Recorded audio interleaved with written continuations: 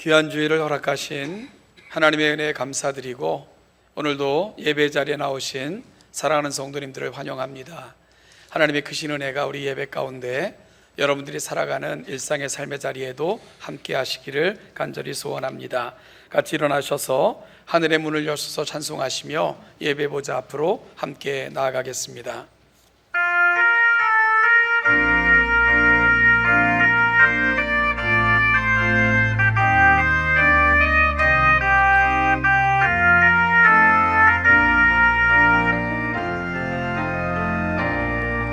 하늘의 문을 여소서 이곳을 주목하소서 주를 향한 노래가 꺼지지 않으니 하늘을 열고 보소서 이곳에 임재하소서 주님을 기다립니다. 기도의 향기가 하늘에 닿으니 주여 임재하여 주소서 이곳에 오셔서 이곳에 앉으소서 이곳에서 드리는 예배를 받으소서 주님의 이름 많은 오직 주의 이름만 이곳에 있습니다. 이곳에 오셔서 이곳에 앉으소서 이곳에서 드리는 예배를 받으소서 주님의 이름 많은 오직 주의 이름만 이곳에 있습니다.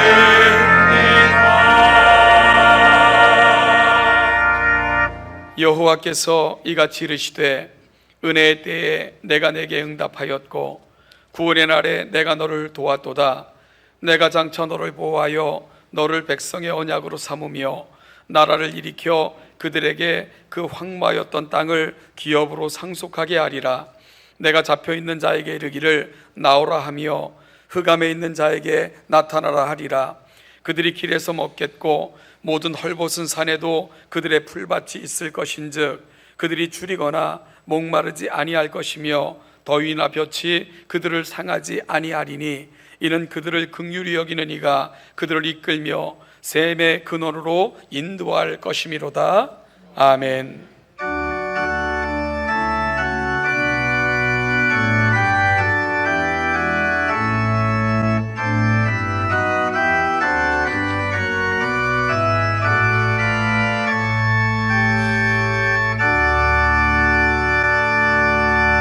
자리에 앉으셔서 우리가 올려드리는 기도의 시간입니다.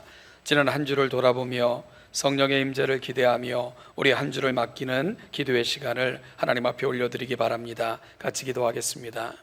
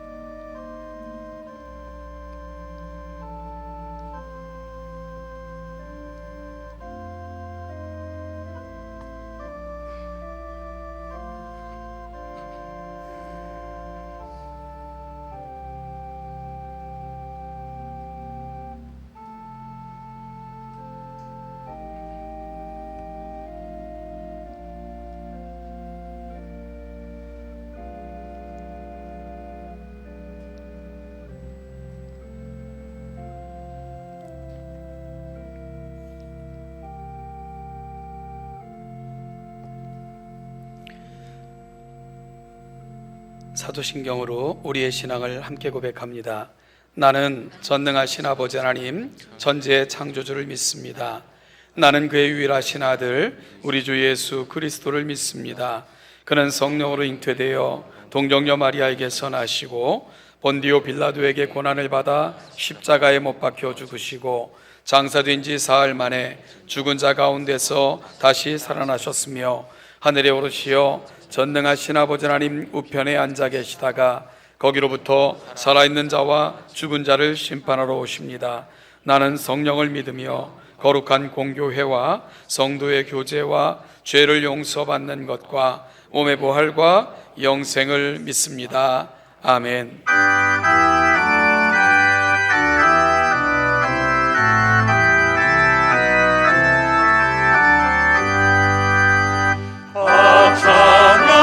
찬양하여라 전능한 창조의 주께 내 원하신 찬양 평강과 구원의 주님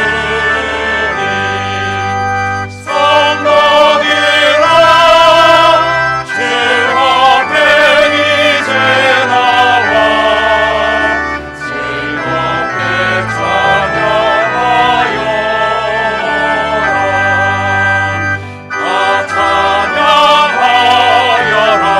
놀라운 아리의 주께 고백한 날개 밑 늘 끊어주시는 주님 성도들아 주님의 뜻 안에서 내 소원 다 이루리라 찬양하여라 공명과 마음을 바쳐 이 세상 만물이 주 앞에 하나와 찬양 성도들아 기쁨의 소리 넘어 영원히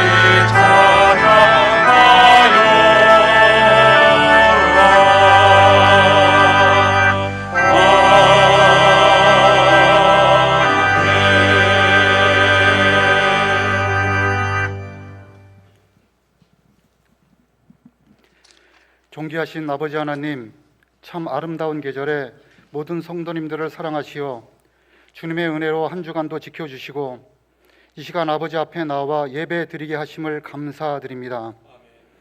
저희 성도님들이 하나님께 마음과 뜻과 정성을 다하여 겸손하게 드려지는 이 예배를 통하여 그리스도의 보혈로 새롭게 하시고 성령 하나님께서 우리의 심령을 거룩하게 깨끗하게 다스려 주시옵소서. 이 시간 한 주간의 삶을 되돌아봅니다. 주님 앞에 진정 어린 눈물의 회개와 감사가 있게 하시고 여전히 우리를 사랑하시는 아버지 하나님을 인격적으로 만나는 거룩한 예배 시간이 되기를 소망합니다. 우리 동천교회를 통해 새 일을 이루시기를 원하시는 주님, 주님께서 선하신 뜻으로 세우신 교회가 하나님을 더욱 뜨겁게 사랑하기를 원합니다. 이 시대에 하나님을 대적하는 세상의 견고한 어둠의 건설을 무너뜨리고 복음으로 하나님의 나라를 힘있게 확장해 나가는 충성된 교회 되기를 하시옵소서. 우리 교회가 아버지 하나님 원하시는 올바른 길로 나아가며 삶에 지친 영혼들에게 주님의 사랑과 위로를 베푸는 영혼의 쉼터가 되게 하여 주시옵소서. 복음이 전해지는 삶의 현장마다 죽어가는 영혼들이 주님 안에서 새 생명을 얻게 하시고 경제적으로 어려운 가정과 병환으로 힘들어하는 환우들, 상처 입은 가정과 방황하는 심령들에게 온전하게 주님께서만 주시는 말씀과 사랑으로 치유와 회복이 있도록 인도하여 주시옵소서. 이 지역에는 더 선하고 아름다운 교회로 구제와 섬김, 나눔과 봉사가 끊임없이 이루어져 나가는, 그래서 날마다 주님의 선한 영향력을 나타내는 그런 교회 되게 하여 주시옵소서. 아버지 하나님, 사순절 기간을 보내고 있습니다. 우리의 말과 행동이 주님 앞에 겸손해지고 피 묻은 십자가 복음을 증거하며 십자가 구원의 은혜를 경험하며 날마다 감격해하는, 그래서 우리 교회를 통해 하나님의 거룩한 복음의 능력이 날마다 전해지는 놀라운 역사가 이루어지게 하시옵소서. 이 시간 말씀 전하시는 담임 목사님, 성령 하나님께서 힘있게 붙들어 주시고 참으로 힘든 우리 영혼들에게 힘과 능력으로 역사하시는, 그래서 우리 믿음의 공동체가 말씀에서 승리하시는 귀한 말씀 전하게 하시옵소서. 할렐루야. 찬양대원께서 기도로 준비하신 귀한 찬양을 하나님께 올려드립니다. 정성을 받으시고 오직 하나님 한 분만 영광되게 하시옵소서. 이 시간에 가정에서 온라인으로 영상으로 예배드리는 귀한 동촌의 성도님들을 축복해 주시고 환경과 여건, 기도의 제목들을 응답하여 주시고 이제 한 가지로 모여 온 성도들이 같이 예배드리는 귀한 시간이 속히 오도록 은혜 내려 주시옵소서. 예배 후에 세상 나가 살아갈 때에도 우리를 통해 하나님을 세상에 보여주며 우리가 말씀 안에서 거룩한 하나님의 가족임을, 자녀임을 존귀하게 알게 하시고 기쁨으로 하나님께 영광 돌리게 하시옵소서. 감사드리며 이 모든 말씀을 우리를 구원하신 예수 그리스도의 이름으로 기도드립니다. 아멘.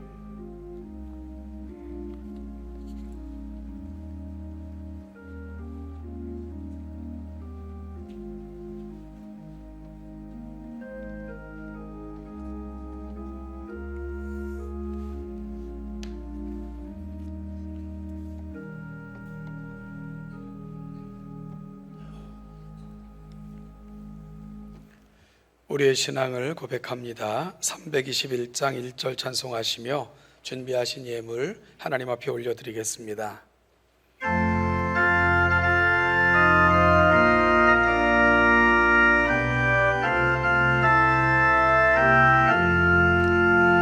날 대속하신 예수께 내 생명 모두 드리니 진실하게 하소서.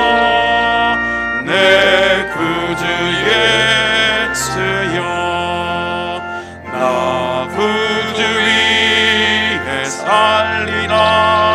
내 기쁨 한량없으리. 내 갈 길이 하소서. 내 구주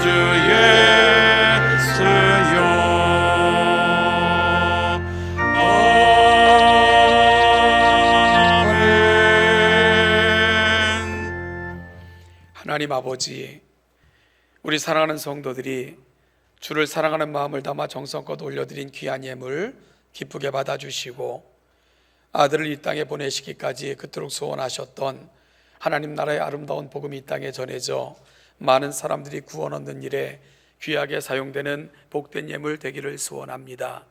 또한 더불어 살아가는 이웃들에게 때를 따라 나눠줄 줄 아는 아름다운 교회로 주의 뜻을 받드는 우리 동천교회가 되게 하여 주옵소서. 특별히 정성껏 준비하여 드린 손길들 기억하셔서 이 땅을 살아가는 날 동안에도 하나님의 풍성하신 은혜를 마음껏 누리고 살아가는 아름다운 인생들 되게 하시고 또 다른 세상 속에 하나님 이들을 복으로 사용하셔서 많은 사람들이 이들을 통해 의로 받는 역사가 충만하도록 그리 사용하여 주옵소서. 하나님 이 한 주를 시작함에 때로는 병실에서 때로는 아픈 몸을 이끌고 상한 마음과 지친 심령으로 이 한 주간을 시작하는 안타까운 우리의 교우들과 환우들이 있습니다. 하나님 그들이 처한 곳마다 찾아가셔서 회복시켜 주시고 치유하여 주시고 위로하여 주심으로 말미암아 하나님께서 주시는 힘과 위로로 또 다른 한 주간을 승리하며 살아갈 수 있도록 치유되어 살아갈 수 있도록 그리 역사하여 주시옵소서. 우리 모든 성도들의 삶의 자리마다 성령께서 그리 함께 하시길 원하고 소망하며 바라올 적마다 예수님 거룩하신 이름으로 감사하며 기도하옵나이다. 아멘.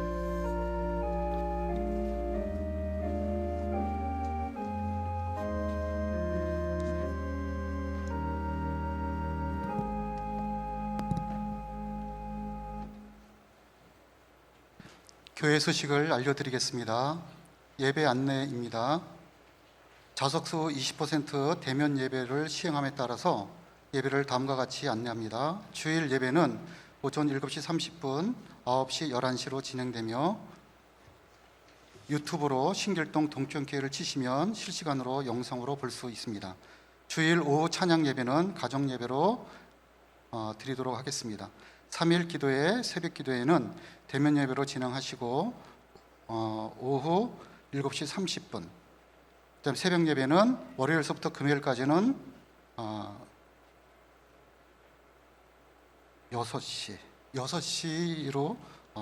6시로 드리도록 하겠습니다.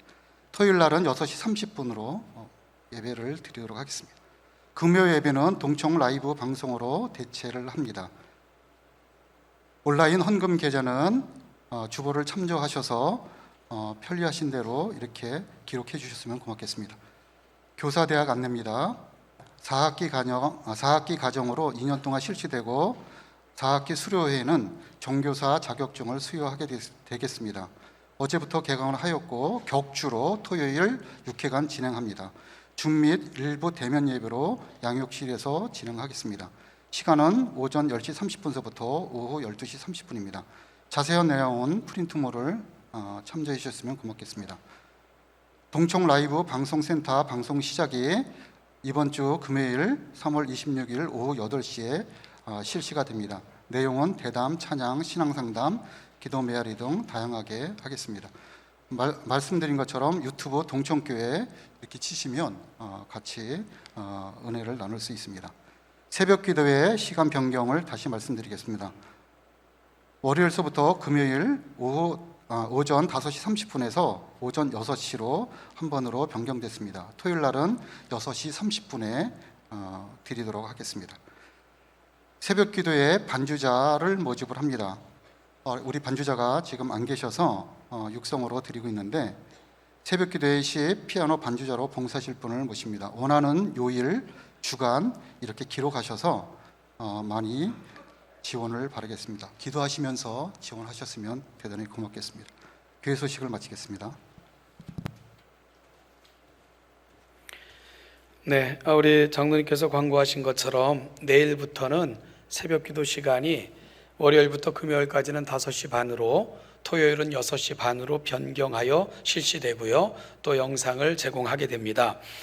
좀 번거로워도 월요일부터 금요일은 5시 반, 토요일은 6시 반으로 변경하여 실시하는 것은 우리가 토요일 날만큼이라도 모든 교우들이 함께 모여 기도하는 가족 기도의 시간으로 삼았으면 좋겠다 하는 취지로 토요일은 6시 반에 실시하게 되니까 우리 많은 그 성도님들 함께 가족이 나오셔서 이 기도에 참여하시면 한 주를 돌아보고 새로운 한 주를 준비하는 일에 귀하게 사용되리라 생각이 됩니다. 기도의 시간에 많은 성도님들 동참을 부탁드립니다.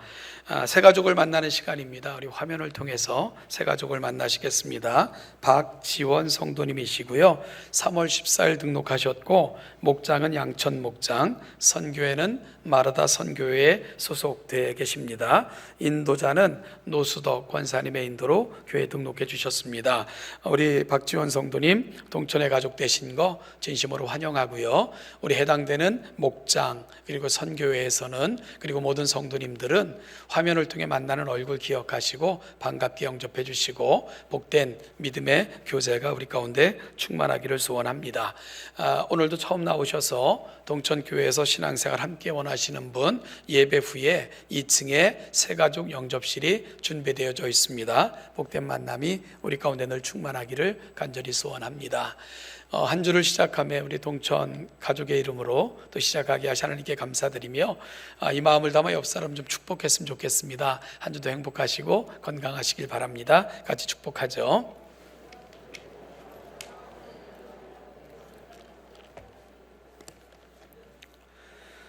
예, 거리마다 꽃이 피기 시작을 했고요. 날씨도 굉장히 좋고 그런데 일교차가 좀 있으니까 건강 특별히 유의하시고 일상의 삶의 자리마다 건강 행복이 넘쳐나시기를 다시 한번 축복합니다. 오늘 함께 오신 하나님의 말씀은 고린도후서 2장에 있는 말씀을 같이 보겠습니다. 고린도후서 2장 14절부터 17절 말씀까지를 교독하겠습니다. 고린도서 2장 14절로 17절 말씀 교독합니다. 항상 우리를 그리스도 안에서 이기게 하시고 우리로 말미암아 각 처에서 그리스도를 아는 냄새를 나타내시는 하나님께 감사하노라.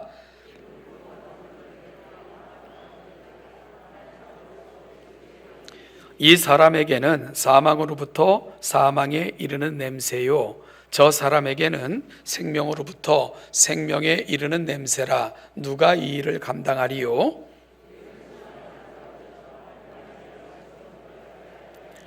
곧 순전함으로 하나님께 받은 것 같이 하나님 앞에서와 그리스도 안에서 말하노라.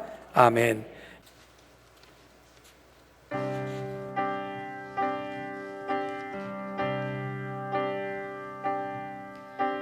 주님 다시 오실 때까지 나는 이 길을 가리라.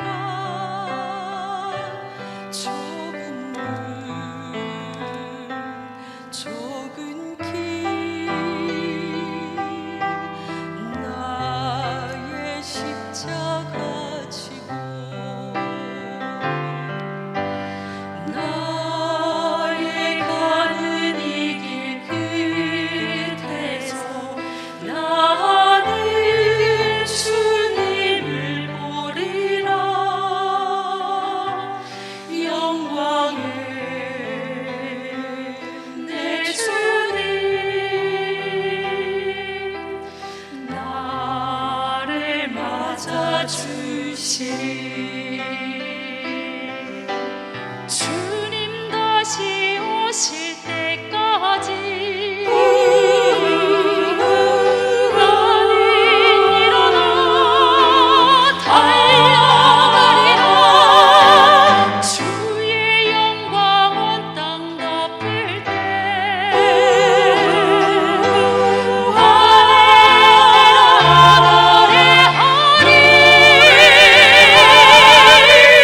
내 사모하는 주님 온 세상 구주시라.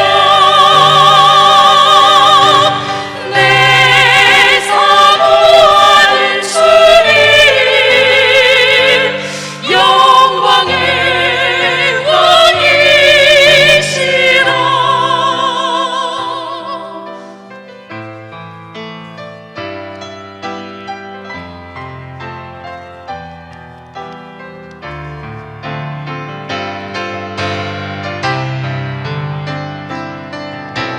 주님 다시 오실 때까지 나는 일어나 달려가리라. 주의 영광 온 땅 덮을 때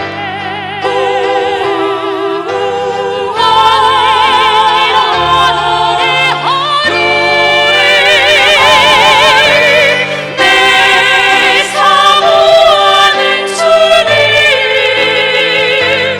온 세상 구주시라. 내 사모하는 주님 영광의 왕이시라. 내 사모하는 주님 온 세상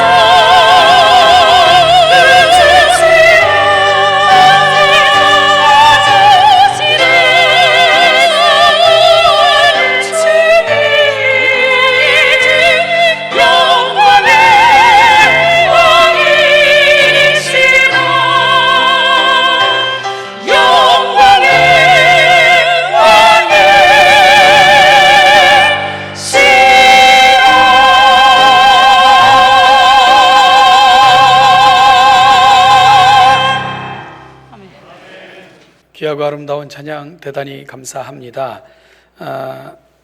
여러분들께서 핸드폰이나 혹은 컴퓨터로 인터넷에 접속하셔서 유튜브라고 치시고 유튜브로 들어가셔서 동천교회라고 치시면은 우리 교회에서 제공하는 모든 설교 그리고 또 예배 때 여러분들이 들으신 모든 찬양들을 다 다시 들으실 수가 있습니다. 그래서 평소에도 이 좋은 것들을 활용하셔서 늘 은혜 가운데 살아가시기를 간절히 소망하고요. 귀한 찬양 다시 한번 감사드립니다. 기도하겠습니다. 하나님 아버지, 오늘도 우리를 예배의 자리로 특별히 하나님을 송축하며 그 이름을 높이며 시작하도록 이 한 주도 은혜 가운데 인도하시니 감사합니다. 모여 예배할 뿐만이 아니라 예배 후 우리가 흩어진 교회로 살아가는 모든 삶의 자리에서도 하나님의 영광을 드러내는 거룩한 영적 예배를 드리는 모든 우리가 되게 하옵소서. 말씀 앞에 섭니다. 말씀을 통해서 내가 누구이며 하나님의 소원과 기대가 무엇인가를 깨달아 가슴에 담고 우리의 삶의 자리를 하나님의 나라로 만들어가는 복된 주의 백성들 되게 하여 주옵소서. 감사드리며 예수님의 이름으로 기도하옵나이다. 아멘. 성경에 등장하는 많은 지상의 교회 중에 가장 많은 문제를 안고 있었던 교회는 고린도 교회가 아닐까 생각이 됩니다. 그래서 고린도전서를 열고 읽기 시작하면 먼저 눈에 띄는 것이 이 사람 저 사람을 따르는 자들로 나뉘어져 갈갈이 찢어져 있는 분파의 모습을 보게 되고요. 그리고 또한 여러 가지 많은 문제들이 산재되어져 있는 교회의 형편을 살피게 됩니다. 우상 제물의 문제, 결혼의 문제, 독신의 문제, 은사의 문제, 부활의 문제 등등 수많은 문제들로 얼룩져 있었던 교회의 모습을 살필 수 있게 됩니다. 이러한 교회의 형편은 사도 바울의 마음을 한없이 불편하게 만들었습니다. 그리스도 예수의 핏값으로 세우심을 입은 교회가 혼란과 분열을 거듭하는 것을 바라보는 것은 여간 힘든 일이 아니었을 것입니다. 더군다나 사도 바울이 고린도 지역을 떠났을 때에 유대인들은 사도 바울의 권위를 노골적으로 부정하며 비난했고요. 많은 분파와 맞물려 사도 바울의 권위에 심각한 도전이 발생했습니다. 이것은 곧장 그가 전한 복음에 대한 불신과 말씀에 대한 변질로 나타나게 되었습니다. 사도 바울은 고린도를 떠난 이후에도 교회를 바로잡으려고 무진 애를 썼습니다. 그래서 디모데를 보내기도 했고요. 물론 디모데는 효과적으로 그 문제를 해결하지 못했고요. 그러다 직접 재차 고린도 지역을 방문하여 문제를 해결해 보고자 사도 바울도 애를 썼습니다. 여러분, 그러나 이 사도 바울의 재차 방문한 그 방문조차도 고린도 교회 문제를 원만하게 해결하지는 못했습니다. 그래서 사도 바울은 이 방문을 고통스러웠던 기억으로 회상하고 있고요. 고린도후서 2장 1절에는 다시는 근심 중에 그들을 만나지 않기를 간절히 바랬음을 그의 또 다른 서신을 통해서 밝히고 있습니다. 이것을 보건대 두 번째 고린도를 방문한 그의 마음이 얼마나 큰 짐을 지고 돌아왔는가 하는 것을 엿보게 됩니다. 사도 바울의 마음은 착잡할 수밖에 없었습니다. 그래서 다시 방문하는 것은 위험하기도 하고요. 또한 그 상황도 녹록지 못했기에 사도 바울은 자신의 마음과 입장과 신학적 입장을 담은 편지를 써서 고린도 교회에 보내게 되었지요. 그 편지를 쓸 당시의 심정을 사도 바울은 고린도후서 2장 4절에서 이렇게 표현하고 있습니다. 내가 마음에 큰 눌림과 걱정이 있어 많은 눈물로 너희에게 썼노니. 마음의 눌림과 걱정 그리고 눈물이 흥건한 그런 편지를 사도 바울은 교회의 상황을 전해 듣고는 고린도 교회에게 보내게 된 것입니다. 이렇게 보내진 편지를 우리는 눈물의 편지라고 부르고 있는데요. 여러분, 이 편지는 물론 지금 우리에게는 전해지지 않은 편지입니다.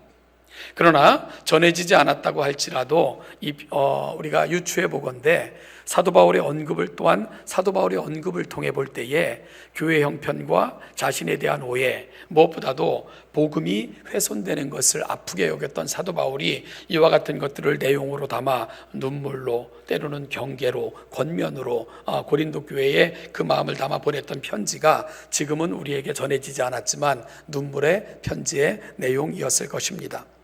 그리고 그 편지를 보낼 당시에 자신의 심정을 마음의 큰 눌림과 걱정으로 눈물의 편지를 써서 보냈노라 라고 회상하며 전하고 있는 것이지요.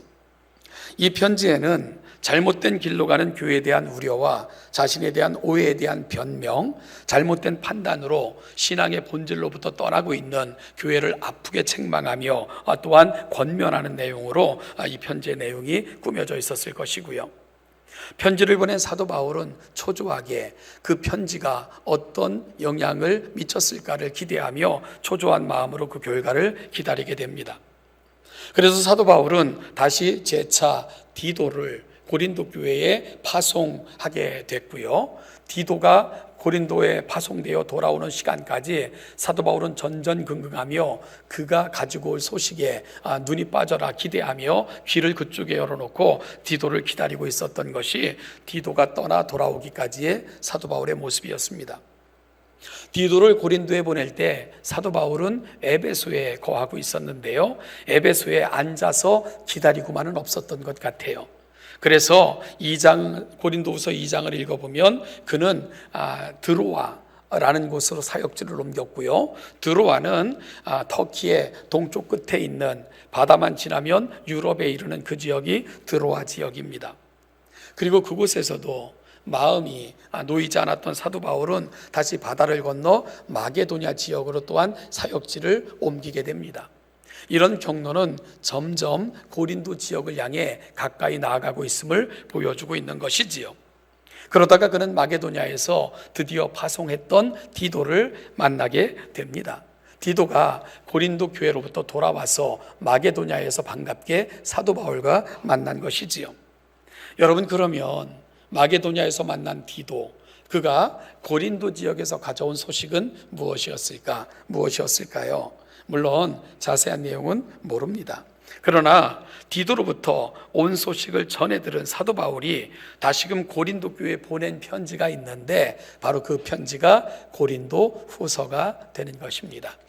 그래서 우리는 고린도 후서를 통해 사도 바울이 디도로부터 무슨 소식을 들었을까, 그리고 또한 그 편지를 디도로부터 소식을 들은 사도 바울은 어떤 상태로 바뀌었을까, 그리고 그 고린도 교회를 향한 그의 마음이 어떻게 바뀌었을까 하는 것들을 고린도후서를 읽으면서 우리는 유추해 볼 수 있는 것입니다.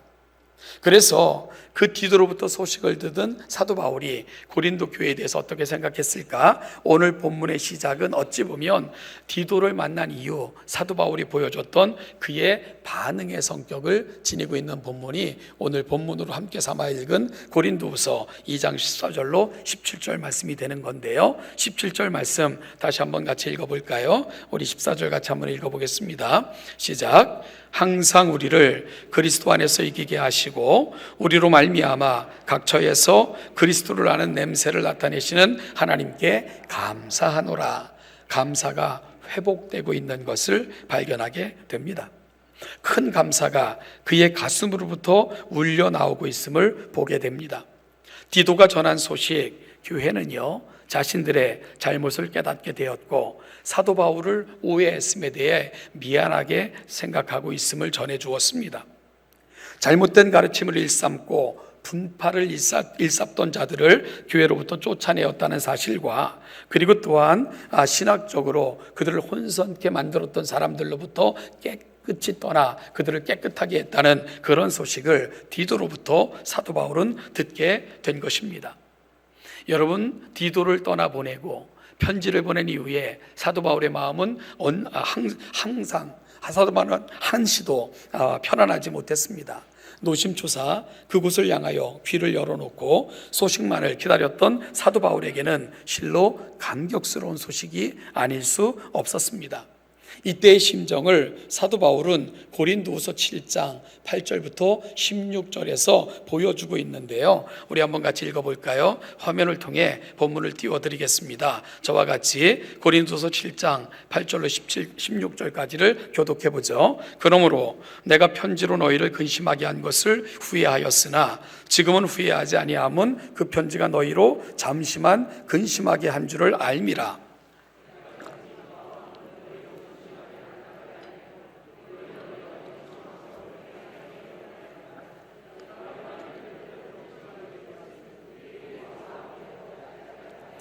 하나님의 뜻대로 하는 근심은 후회할 것이 없는 구원에 이르게 하는 회개를 이루는 것이요 세상 근심은 사망을 이루는 것이니라.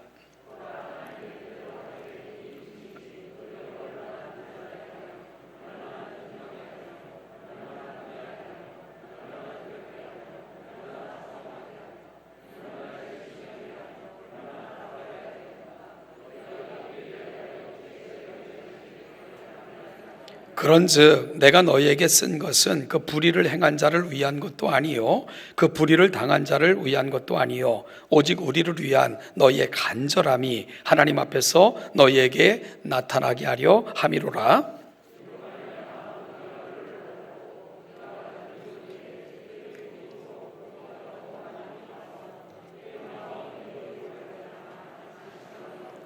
내가 그에게 너희를 위하여 자랑한 것이 있더라도 부끄럽지 아니하니 우리가 너희에게 이른 말이 다 참된 것 같이 디도 앞에서 우리가 자랑한 것도 참되게 되었도다.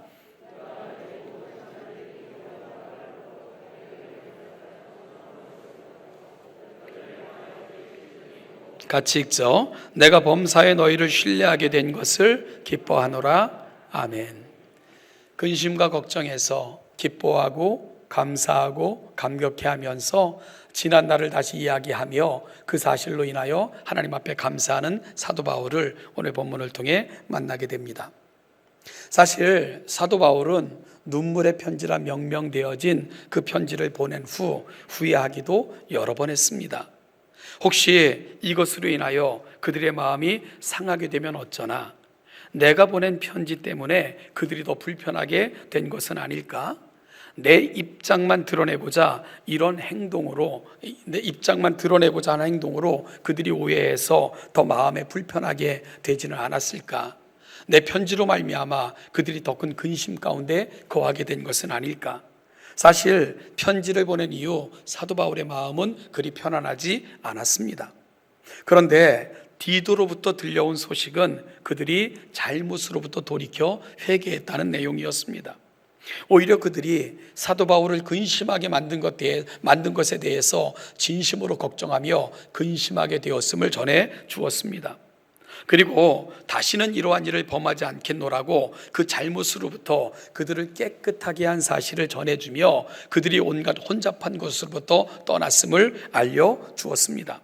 또한 불의함으로부터 돌아섰다는 소식도 디도로부터 사도 바울에게 들려지게 된 것입니다.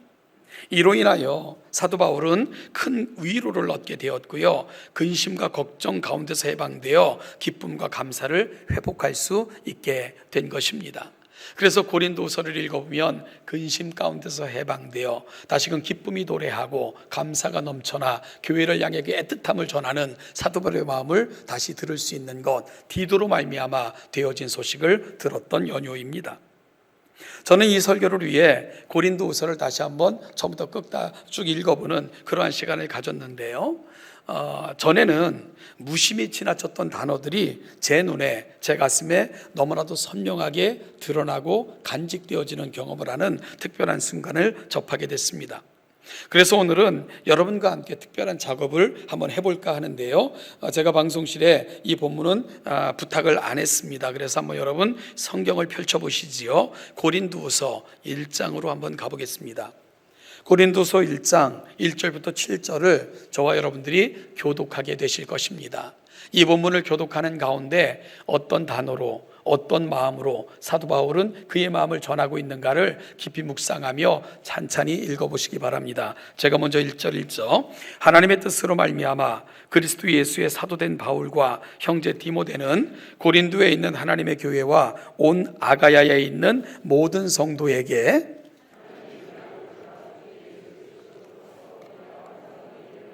찬송하리로다. 그는 우리 주 예수 그리스도의 하나님이시여 자비의 아버지시여 모든 위로의 하나님이시며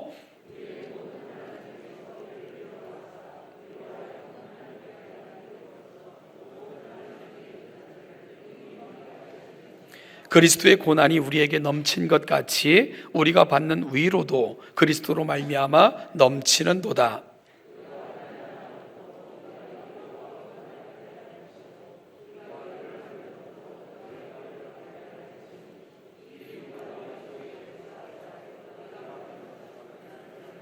같이 읽죠. 너희를 위한 우리의 고난이 견고함은 너희가 고난에 참여하는 자가 된 것 같이 위로에도 그러할 줄을 알미라. 아멘. 여러분, 저와 같이 고린도서 1장 1절부터 7절을 읽어봤는데요, 사도 바울의 마음이 느껴지시나요? 읽는 가운데 가장 많이 등장하는 한 단어가 있다는 것을 여러분들은 보셨을 것입니다. 어떤 단어가 가장 많이 쓰였죠? 위로라는 단어입니다. 우리가 성경을 읽어보면 한 단어가 이렇게 많이, 이렇게 빈번하게 모든 곳에 나타나는 구절은 없습니다. 그만큼 사도 바울은 이 위로라는 말을 너무나도 많이 사용하면서 특별한 마음을 고린도 교회에게 전하고 있는 것이지요. 이 단어는 여기뿐만이 아니라 고린도서 전체를 읽으면 너무나도 많은 부분에 이렇게 흩어져 있는 것을 보게 될 겁니다. 먼저 우리를 위로하시는 분이 계신데 그것은 바로 하나님이심을 사도 바울은 알려줍니다. 모든 환난 가운데서 우리를 위로하시는 우리 인생의 진정한 위로자 되신 하나님을 사도 바울은 소개합니다. 그리고 그 하나님께서 내게 찾아오셔서 나의 진정한 위로자가 되어주셨음을 고백합니다. 그리고는 내가 이 위로로 너희에게 가서 너희를 위로하는 자가 되기를 소망하는 그의 간절함을 전하고 있고요. 그리고 또한 사도 바울로 말미암아 그들이 받은 위로가 있다면 그들이 살아가는 세상 속에서 또 곤고함과 어려움과 고난 가운데 처해 있는 세상을 위로하는 자들이 되어줄 것을 사도 바울은 간절히 소망하고 있습니다. 이것이 바로 저와 여러분들이 함께 읽은 본문 속에 담겨져 있는 사도 바울의 소원입니다. 결국 고린도후서는 위로라는 단어를 축으로 진행되는 서신인 것을 알게 되고요, 위로는 회복을 통한 치유의 상태가 바로 위로라는 말이 갖고 있는 뜻이라는 것을 알게 됩니다. 여러분, 치유되자 사도 바울에게는 새로운 감사가 터져 나왔고요, 이것은 새로운 고백이 됐을 뿐만 아니라 새로운 소망으로 그가 감당해야 될 사명이 되어 있음을 오늘 본문을 통해서 고백하고 있는 거죠. 그런 사도 바울이 이제 본격적으로 그가 받은 감사를 고백하고 있는데요, 그 내용이 바로 우리가 함께 읽은 14절입니다. 항상 우리를 그리스도 안에서 이기게 하시고 우리로 말미암아 각 처에서 그리스도라는 냄새를 나타내시는 하나님께 감사하노라. 사도 바울은 구체적으로 두 가지 감사의 제목을 고백하고 있습니다. 첫째는 뭡니까? 우리를 그리스도 안에서 이기게 하심에 대해서 감사하고 있습니다.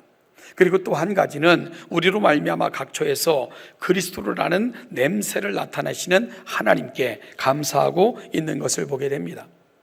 이 중에서 상반절 항상 우리를 그리스도 안에서 이기게 하시고, 이 부분을 조금 더 직역하여 분명한 뜻으로 해석을 해보면 항상 우리를 그리스도의 개선 행렬에 참여시키심을 감사드립니다 라는 의미가 됩니다. 사도 바울이 활동했던 시대, 신약 성경이 기록되어질 시대는 로마의 지배를 받고 있었던 시대입니다. 여러분, 로마는 군인들이 통치했던 시대이죠. 그래서 로마에 살고 있었던 사람들은 군인의 모습들, 특별히요 전쟁에 출정하거나 전쟁에서 돌아오는 많은 군대들을 바라볼 수 있었습니다. 그 중에서도 온 시가지가 시끄럽게 풍악이 울려나고 많은 사람들이 모여들면 그것은 전쟁에 이고 돌아온 장군을 환영하는 개선 행렬이었는데요. 그 장면을 심심치 않게 볼 수 있었죠. 왜냐하면 그 당시 로마는 패배를 모르는 세계 최강의 군대였기 때문입니다. 개선 장군이 로마에 입성할 때 그는 병거를 타고 들어왔고요. 그의 뒤에는 모든 원로원 의원들과 고관들과 악사들이 뒤따르면서 그의 승리를 축하해 줬습니다. 그리고 전리품을 실은 그런 마차들과 포로들이 쇠사슬에 묶여서 그렇게 로마로 들어오는 광경을 로마에 사는 사람들은 아주 쉽게 바라볼 수 있었습니다.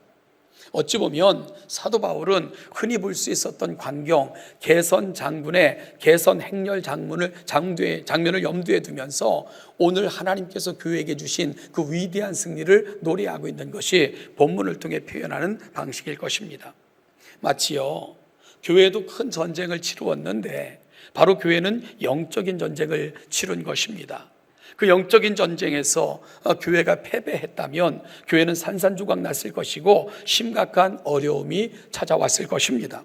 그런데 고린도 교회는 이 영적인 전쟁을 정말로 잘 치루어냈고요. 그러므로 말미암아 승리하시는 그리스도의 뒤를 쫓아 개선하는 장군들처럼 또한 병사들처럼 고린도 교회는 당당하게 승리의 소식을 전하게 된 것입니다. 이 사실을 사도 바울은 감사하며 고백하고 있는 거죠. 그리고 또 하나는 14절 하반절에서 우리로 말미암아 각처에서 그리스도를 아는 냄새를 나타내시는 하나님께 감사하노라 라고 고백하고 있습니다.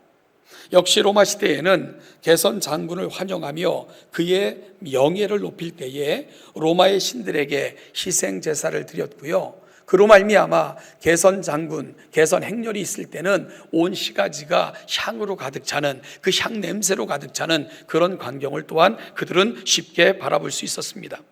여러분, 그래서 로마에 사는 시민들은 향내가 진동할 때 아하, 개선 장군의 개선 행렬이 있나 보다, 아니면 나라에 큰 영해로운 일들이 벌어지고 있는가 보다 하는 것을 미루어 짐작할 수 있었다는 것입니다.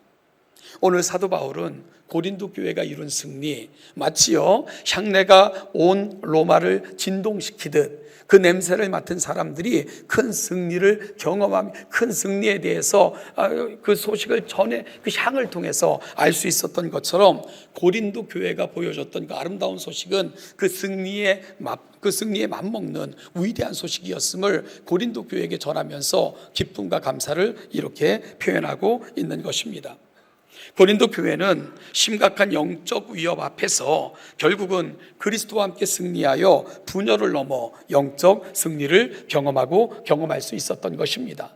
그리고 또한 이로 말미암아 고린도 지역에 사는 많은 사람들은 세상 사람들이라 할지라도 교회가 문제를 다루어가는 방식, 그리고 교회가 이 문제를 뛰어넘는 것들을 통해 그들이 섬기는 하나님, 그리고 또한 그들이 주로 모시는 예수 그리스도의 향기를 느낄 수 있게 된 것입니다.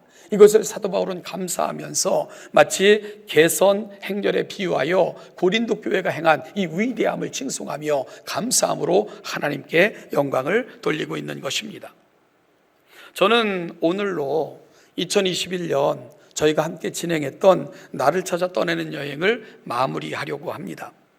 다음 주는 종려주일이고요. 그리고 그 다음 주는 가장 위대한 승리를 우리에게 주신 부활을 기념하는 주일이 우리를 기다리고 있습니다. 그래서 저는 이 여행의 끝을 나는 그리스도의 향기입니다 라는 주제로 잡아 여러분과 함께 이 여행을 진행하고 있는 것이지요.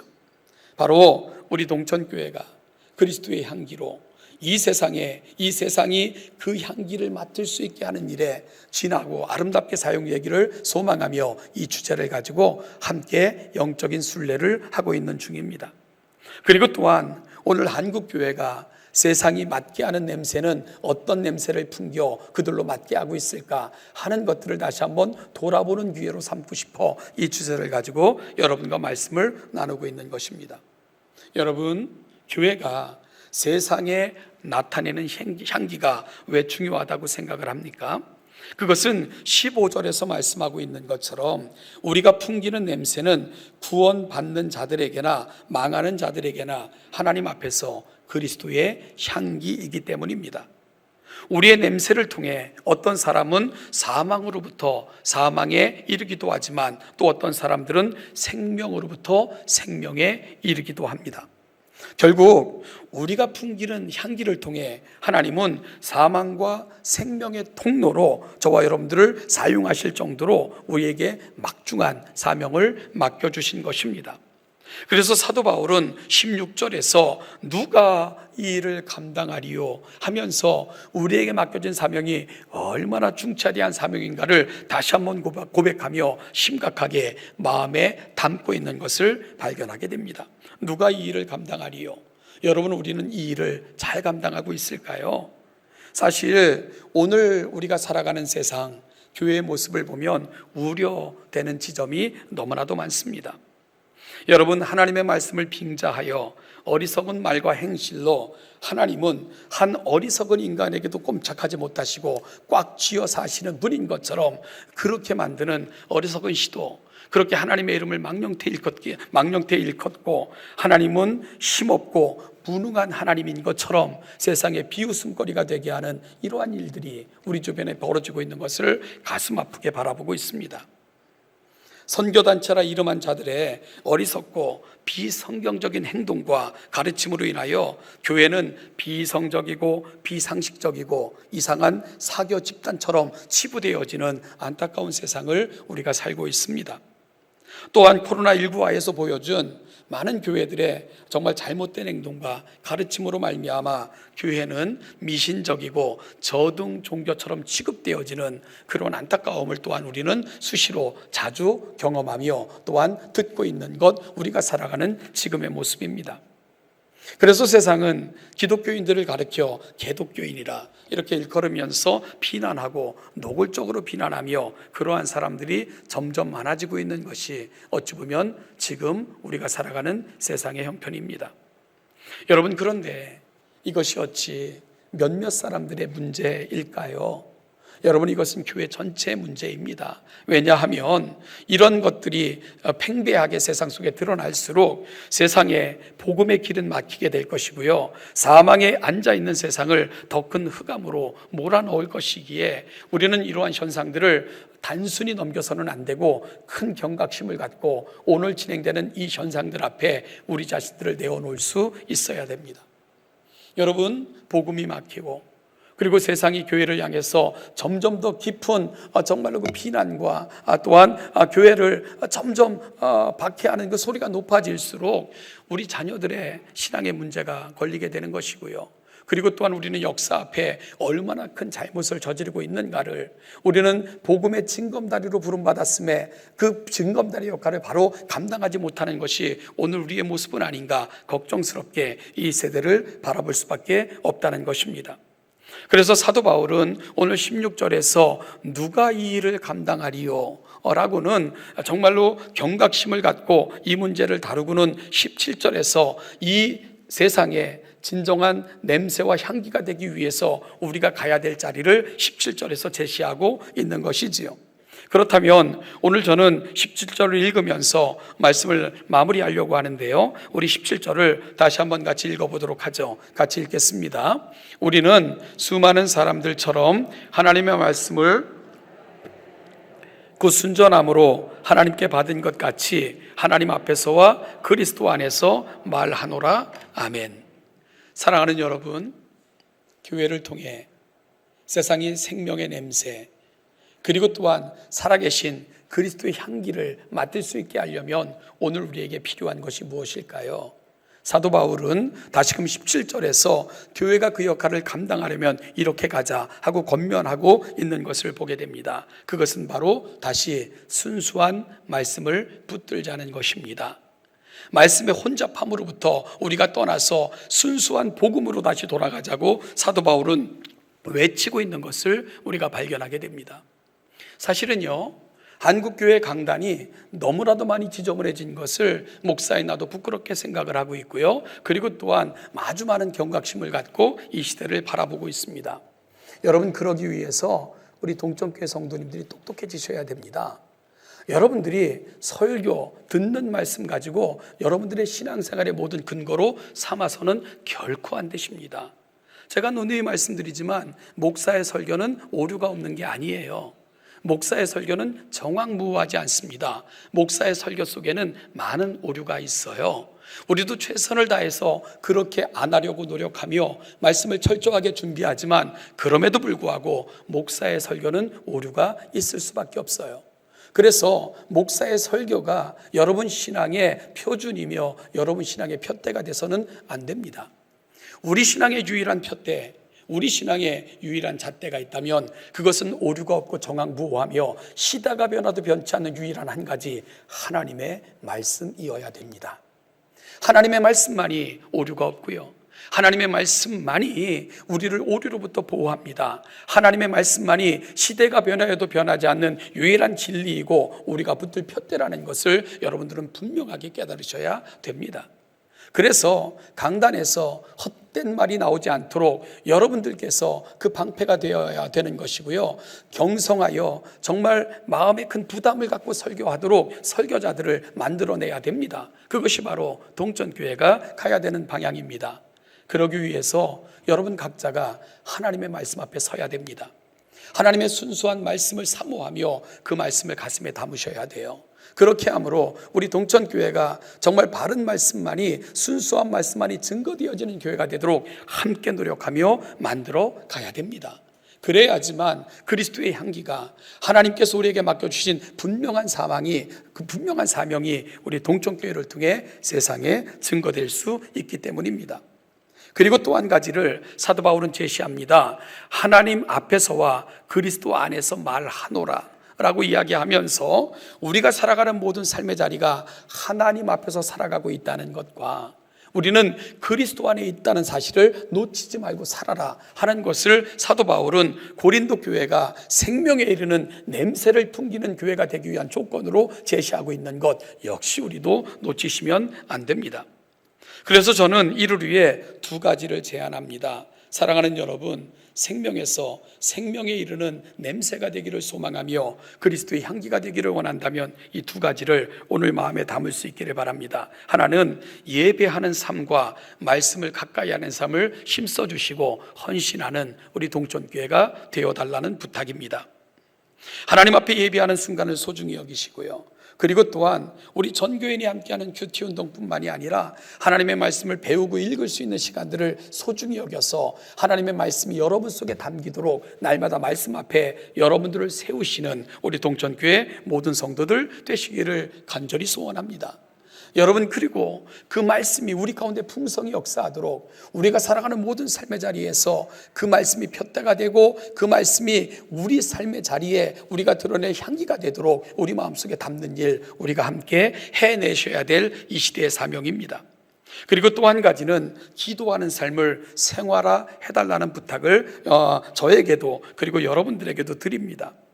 우리의 모든 삶이 하나님과 더불어 동행하는, 교제하는 그런 삶이 되기를 소원합니다. 아침에 일어나면 제일 먼저 우리 하나님의 이름을 부르며 시작을 하시고 하루의 마침도 그분의 이름을 부르며 마치시는 우리 동천교회 성도님이 되시기를 간절히 소원합니다.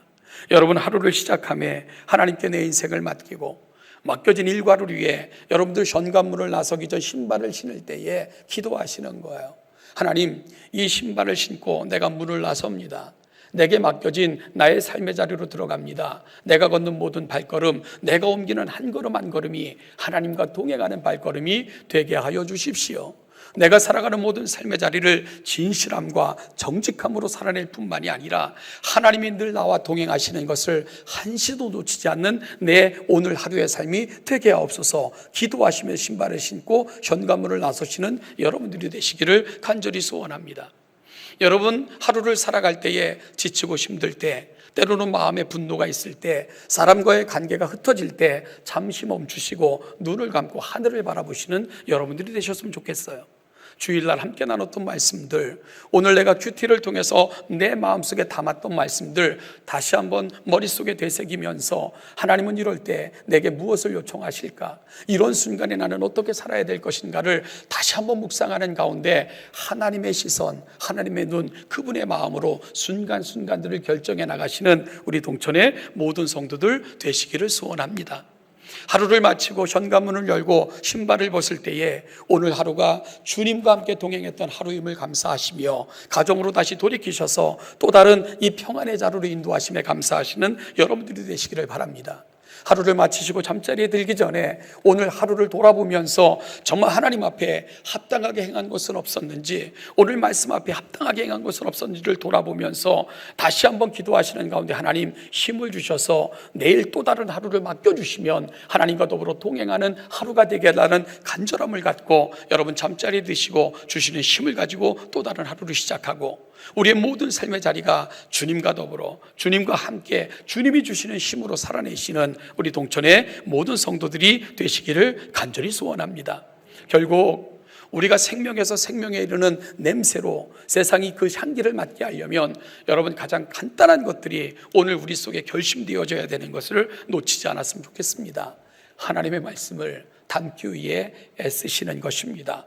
매 순간을 하나님과 동행하기 위해 매 순간마다 나와 동행하시는 하나님을 느끼면서 고람되어 하나님 앞에서 살아가심을 우리가 놓치지 않고 살아내시는 것입니다. 그럴 때 세상은 저와 여러분들을 통해 우리가 그리스도의 향기인 것과 우리가 풍기는 향기는 생명에 이르는 냄새인 것을 알게 될 것입니다. 그럴 때 하늘에 계신 우리 아버지가 영광을 받으시게 될 것입니다. 사랑하는 동천교회 성도 여러분, 오늘 질문합니다. 저와 여러분들은 누구입니까?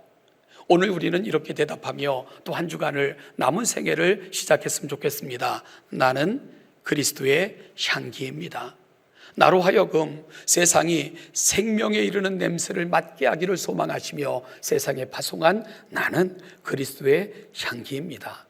이 한 주간 여러분들을 통해 세상이 그리스도의 향기를 맡게 되고 생명에 이르는 냄새를 맡게 되는 일에 정말 귀하게 사용되시는 동천의 모든 성도들 되시기를 주님의 이름으로 축복합니다. 기도하겠습니다. 하나님 아버지, 은혜와 사랑을 감사합니다. 오늘도 여기 이곳까지 우리를 불러 인도하심을 감사합니다. 하나님 아버지, 내가 살아가는 삶의 자리에서 그리스도 예수의 향기가 되어 세상으로 하여금 생명에 이르는 냄새를 맡게 하시고자 우리를 우리의 삶의 자리로 파송하셨는 줄로 압니다.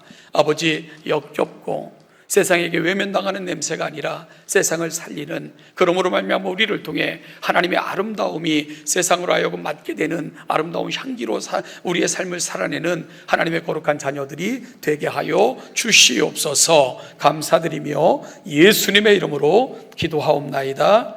아멘. 같이 찬송하시겠습니다. 찬송가 89장을 일어서셔서 한 목소리로 합송하시겠습니다.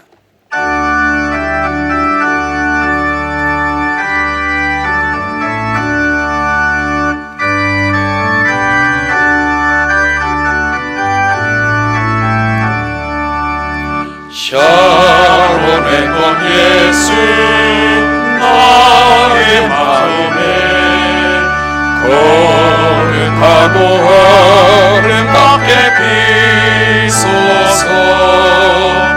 내 생명이 참 사랑의 향기로 가운데마다 풍겨나네. 2절입니다. 2절입니다. 샤론의 건 예수 이 세상에서 어느 곳과 비교할 수 있으나 나의 삶의 한결같은 은혜와 사랑으로 가득. 3절입니다. 샤론의 꾼 예수 모든 질병을, 샤론의 건 예수 모든 질병을 한이 없는 능력으로 고치사 고통하며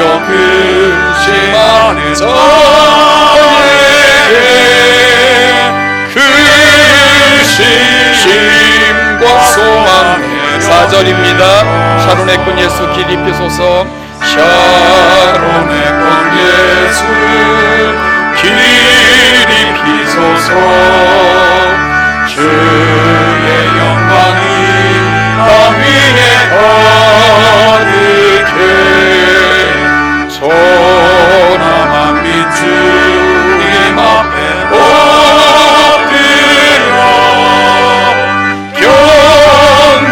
경배하며 영광 돌릴 때 예수 샤론의 꾼 예수 샤론의 꽃 나의 맘에 사랑으로 비소서. 우리 주 예수 그리스도의 은혜와 아버지 하나님의 그 무한하신 사랑하심과 성령의 위로 교통 충만케 하심이 우리가 세상에 그리스도의 향기가 되어 세상으로 하여금 우리로 말미암아 생명의 냄새를 맡게 하고 그로 말미암아 하나님의 위로와 영원하신 구원에 이르게 하는 일에 귀하게 사용되기를 소원하며 이 자리에 있는 우리 사랑하는 동천의 모든 성도들과 이들이 걸어가는 모든 발걸음과 이들의 가정 행하는 모든 일 위에 이 은총과 이 은혜가 이제부터 영원까지 함께 하시기를 축원하옵나이다. 아멘.